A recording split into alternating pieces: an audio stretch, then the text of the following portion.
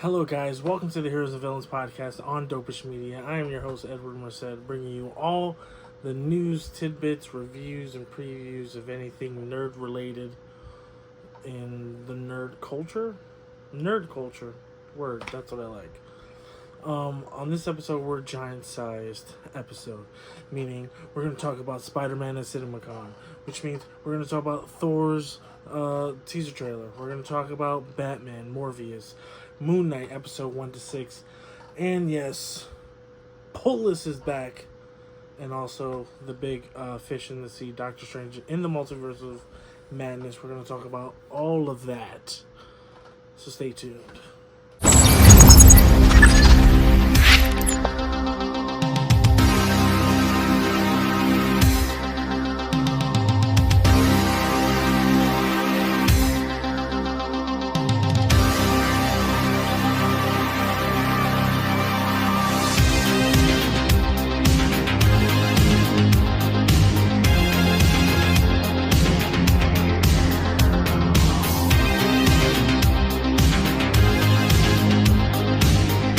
Again, this is the Heroes and Villains podcast on Dopish Media.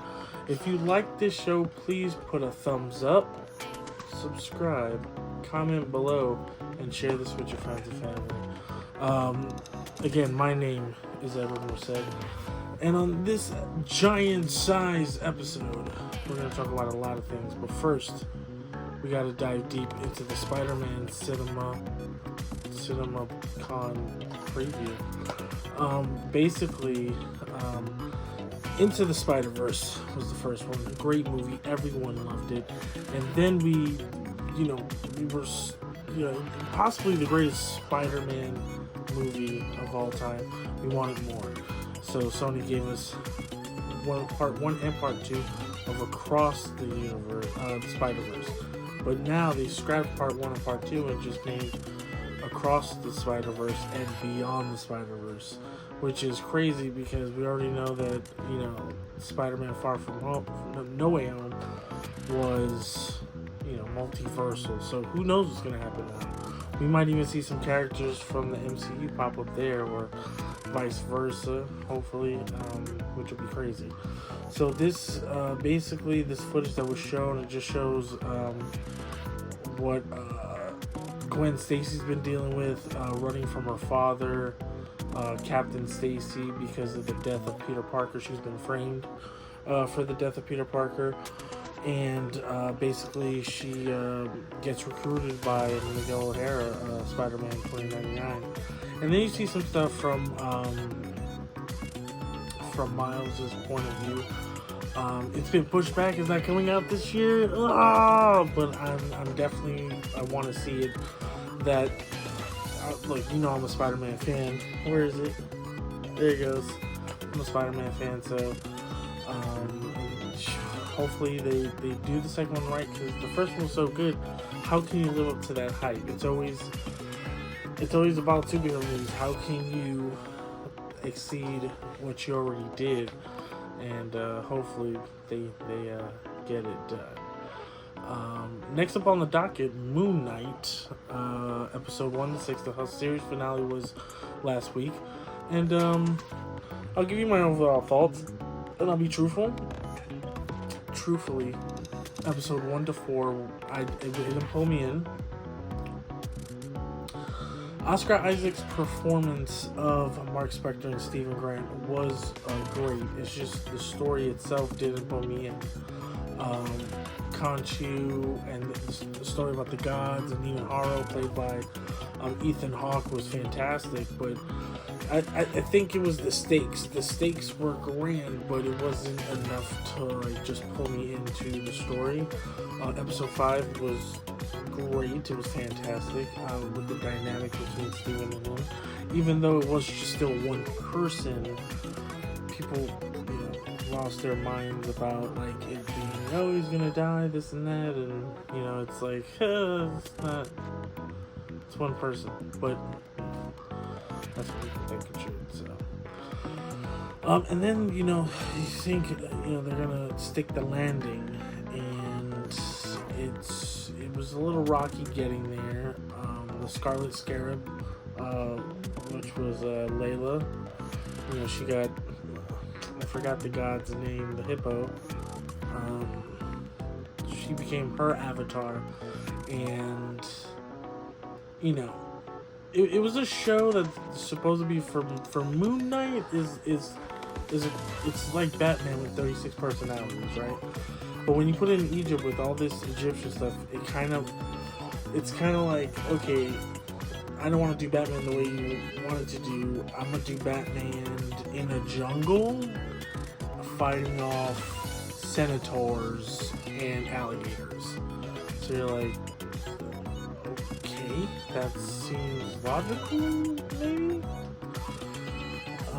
There was some surprises. Jake Lockley, we knew he was going to be in there.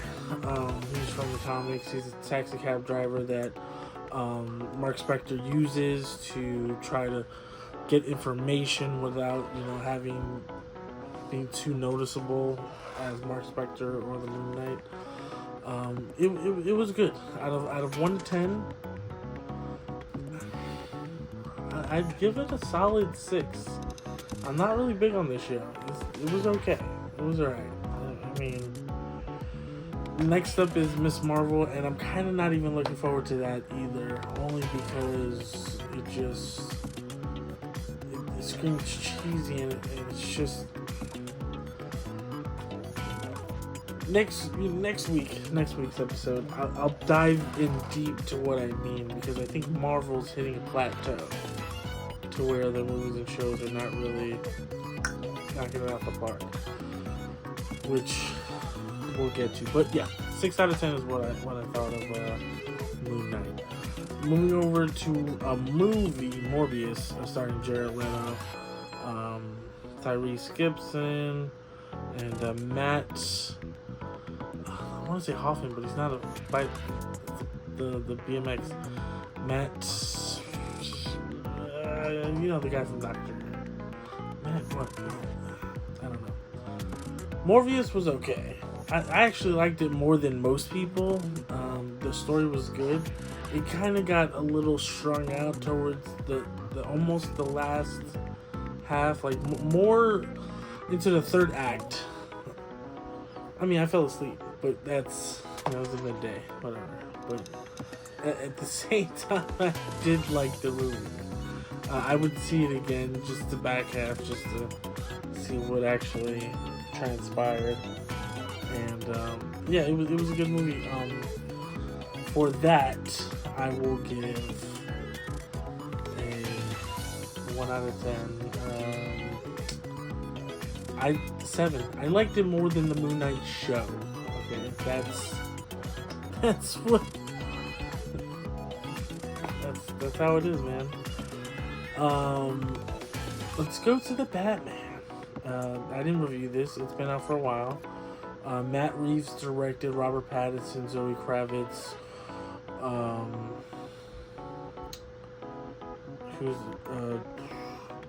Jeffrey Wright? Is it Jeffrey Wright? Right, I think it is. If it's not, it's late. Sorry about that.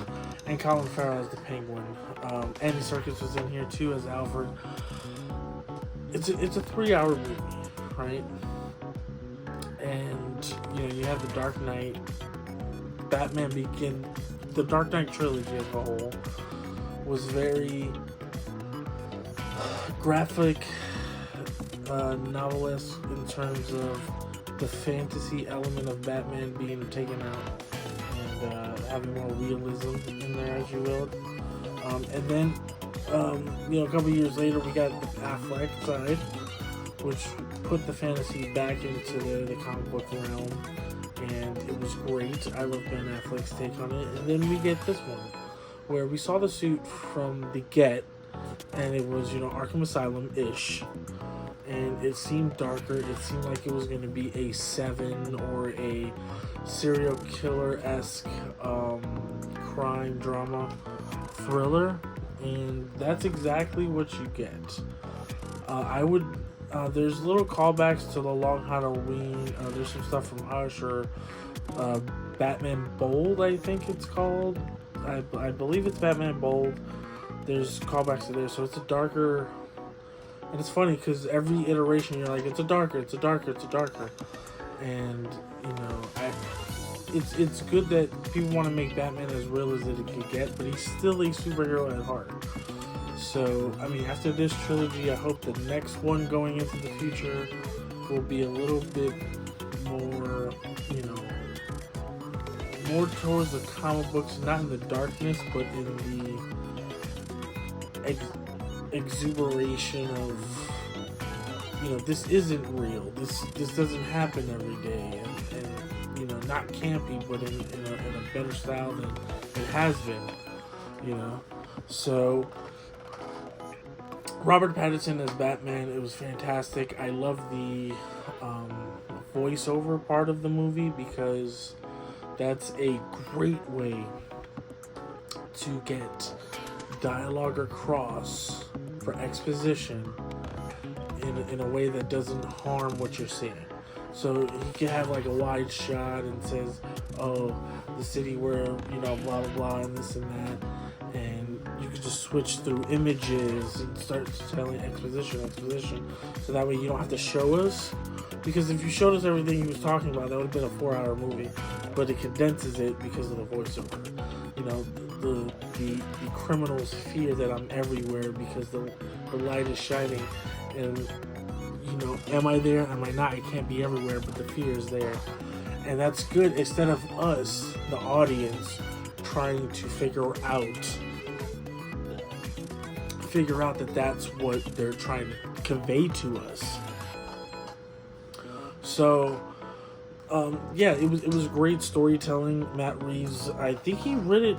He wrote the screenplay as well. If not, I apologize, but I'm 98% sure. I could be wrong. His direction was great. The cinematography, how they showed Gotham, really dirty, grungy.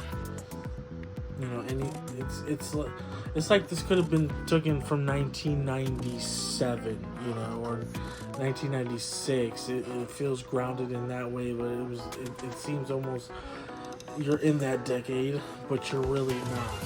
So,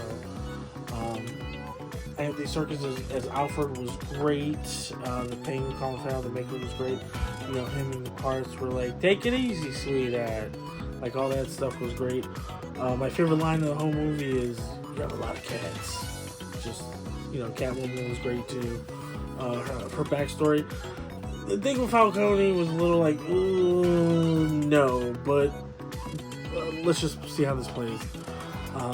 And Paul Dano as the Riddler, to be honest with you, the movie was great. His portrayal of the Riddler was something left wanting, you know. Even though I like the part where Batman's facing all the other Riddlers, okay, at the end, but it would have been nice if Riddler was still there, you know. And they had because they had a face-to-face, but it wasn't pressed. Like, I don't know, I just wanted more from the Riddler, and we got, you know, he wasn't there half the time, and I know he likes to play games, but Enigma does or whatever they call him now, loves to watch Batman take on his riddles or any kind of follies that he actually has for the Dark Knight. So, with that being said, I'd give this a solid 8. It was a good 8 out of 10. Solid, good movie. I need to watch it again. I only watched it once and a half. I'll watch it on HBO Max because you know it's really that good. It's fantastico. Yeah. Okay, so on to Thor. So Thor, the teaser trailer came out, and it hit it with the dope Guns N' Roses song, "Sweet Child of Mine." Loved it. I like, you know, just to review it really quickly,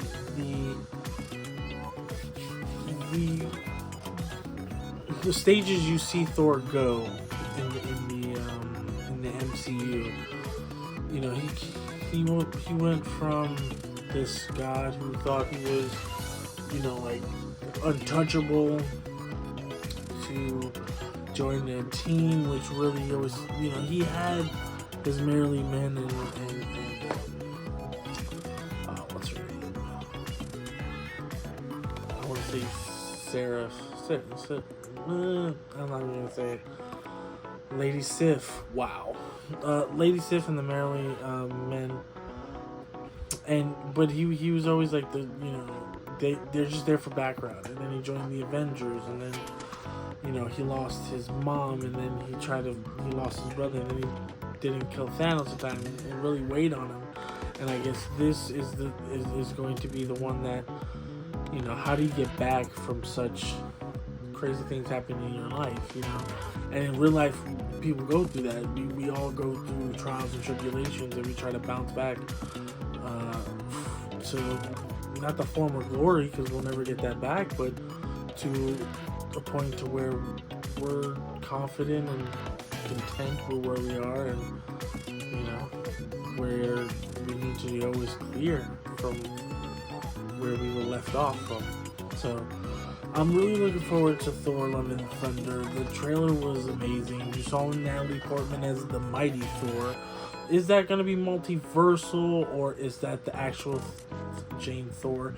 Are we going to have the cancer storyline where every time she powers up Mjolnir, we're going to get, you know, she loses her life a little bit at a time?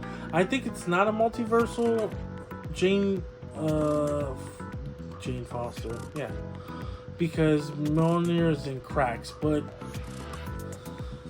the way Marvel's leaning into what they're doing now, it could be either or.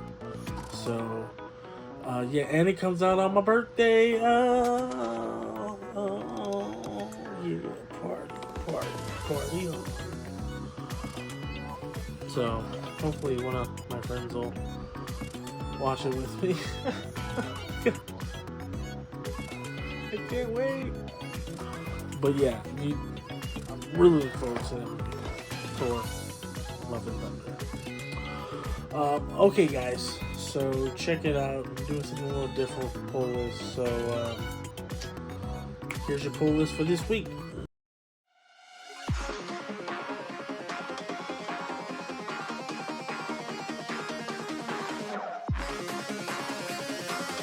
At number 1, we have Moon Knight: Black, White, and Blood from Jonathan Hickman. You know this is going to be good, especially off the heels of the show. And at number 2, we have What If Miles Morales. This is a great book. He becomes the Hulk. Last time he was Wolverine. What's next? Thor. You're damn right. At number 3, we have Jurassic League number 1. Jurassic Dinosaurs, Justice League, Jurassic Park. I'm in. Hell yeah. At number 4, we have Captain America: Symbol of Truth. If you love Falcon and the Winter Soldier, check this out. He has a new shield and a new lease on life. Hell yeah. And at number 5, we got Batman: The Knight. The compilation, it was a great book that came out in the beginning of the year, so check it out if you are a diehard Batman fan. That is your pull list. Go to your local comic book store, grab the books, feel them, smell them, turn the pages, see the ads, see the drawings, the colorings, the stories. Please read comic books, because that's how you get your MCU. That's how you get your new Batman. That's how you get fun stories, man. And not only do you get, you know, your big name stuff, but also support the indie books too, because you know I do. And this new season of Heroes and Villains, we're not just going in the last week of the month for indie books or small publishing.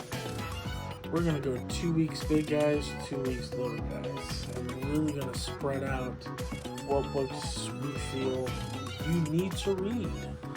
So, thank you for watching the pull list.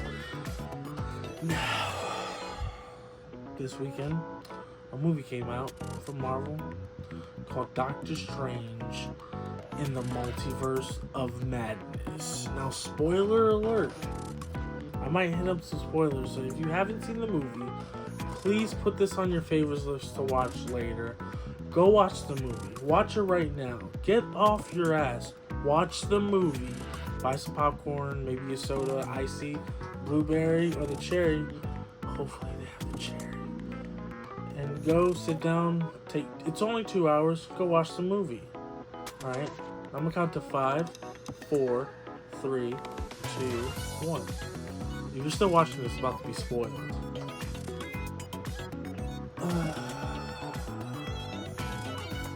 So I'll give you my. The movie was good. It wasn't fantastic, but it was good. It was good. The Sam Raimi parts, the horror stuff that was there. There was a couple moments that I jumped, of course, because I wasn't expecting something to jump out at me in an MCU movie. Who goes there for horror? This is the first horror movie, so Sam really did. It was creepy, and some of the people dying was a little like, oh shit, what the fuck is that? But yeah, that aspect, Sammy Raimi's directing, his visuals, it was great. If you're a Sam Raimi fan, this is a great movie. If this wasn't even connected to the MCU, and it was just a movie called Doctor Strange in the Multiverse of Madness, this would be a great movie. You go in with no expectations, right? You're not expecting anything, and you just see what you see. It's probably like a really good movie to you. Now, as an MCU movie, yeah. There's a couple things that I question myself, which is, okay, within the whole movie, right? This is the thing, with Wanda's character, she's looking for her sons that weren't even real, okay? In the multiverse of things, they were real. Okay, so who was the father of those kids? Is it Vision? Is it not Vision? That's not even explained. Because I don't even think Vision can have kids. She manipulated Vision into becoming real, and then he turned into White Vision. There was no Vision in this movie. No Vision. The Marvel character, Vision. Why was he not in the movie? He could have helped Strange. I don't understand. Where the hell is Vision? This is the movie he should have been in, because Wanda's in it, and that's who he loves. I don't get it why he wasn't in the movie. With that being said, she goes after her kids in other universes, and there's no dad. What is she, like a single mom? Did Jesus just manipulate, did she manipulate the multiverse into making these kids? Because that's not even explained. And it's kind of weird in a way, because you're like, WandaVision, the kid's storyline was done better in that show than it was in Multiverse of Madness. Because yes, it is a Doctor Strange movie, but in the first 20 or 30 minutes in, you find out Wanda is the villain. She's looking for America Chavez, who's played by Sophie Gomez, which does a phenomenal job as America Chavez. I really liked her. I want to see her more in maybe her own show or the Young Avengers. That would be great. She seems like she's harnessing her power, and she was left at Taj Mahal to learn how to be a sorcerer, I guess, too. Because everybody can be a sorcerer now, I guess. That's what the plan is. Maybe she'll meet Ned and they become lovers. Just ridiculous. But Doctor Strange in it, you see where he picked off. What's her name?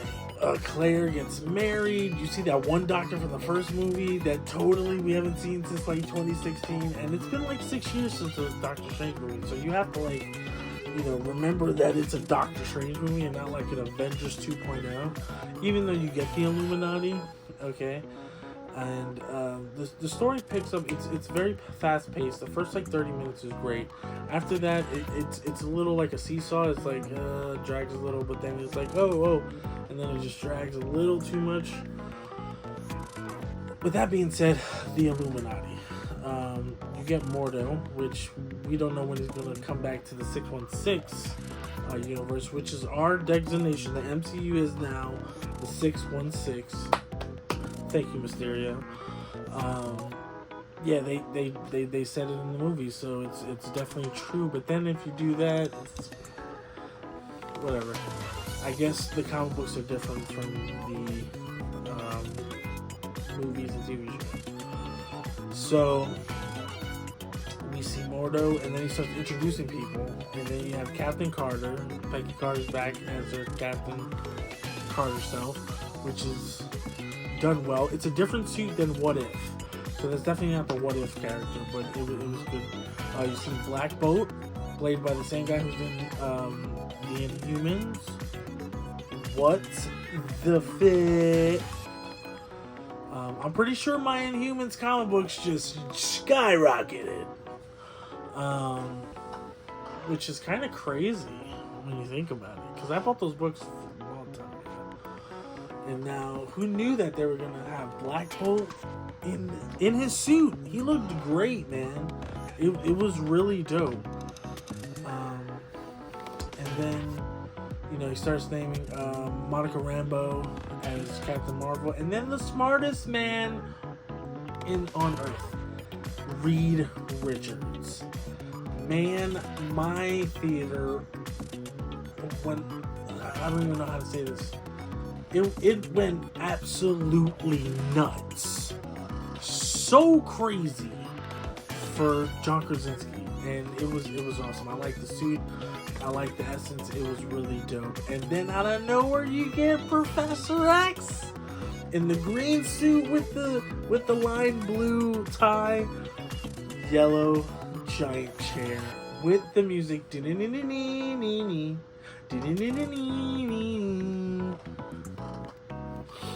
they're just there, the Illuminati. And the Illuminati is strong because they you know, this is freaking awesome. But Charles does his little thing where it's like, and you see like the lines, and I'm like, holy shit, that's dope. Because in X-Men, they didn't really show his power being physically shown, and I was like, damn, that's fucking dope. It was dope. So then they showed that you know, Thanos, they killed Thanos himself. It wasn't like someone had to die. They were strong enough those six were strong enough to kill, with Doctor Strange even, to kill Thanos. I was like, yo, what the? It took like a bajillion fucking people to do that shit. But it's funny. It just shows you how strong those six characters are. Even though I'm pretty sure Brie Larson's Captain Marvel is stronger than Rambeau's. I'm pretty sure of that. So yeah, it was good. You find out, you know, they get to where they need to go in the movie. I give it a solid 8 out of 10 because there's stuff that could have been done differently, and I would have done a couple things differently. But overall, it was a great movie. I suggest you go watch it. Fantastic with the Illuminati. Fantastic with half of the movie. The later half with Strange becoming zombie was fantastic as well. That was some Doctor Strange shit. That was dope. Post-credit scenes, you can miss the second one. The first one has Claire, who's played by Charlize Theron. You know her. They become like lovers, and I think they get married at one point. But she's talking about an incursion, and I'm pretty sure, mark my words right now, this is how we end up in Secret Wars, in Battle World, or with the Beyonder. I don't know how they're gonna go, but two universes are gonna clash, and it's gonna get crazy. It's with this multiverse stuff, it's gonna get nuts. So yeah, 8 out of 10. Go watch Doctor Strange in the Multiverse of Madness. Now, guys, I appreciate you staying for the show on this week's episode of Heroes and Villains. I want you to thumbs up, subscribe, comment below, share this video with anyone who likes this nerd fandom stuff. And remember, guys, in any world, in any universe, there's always going to be a hero and a villain. So talk nerdy to me.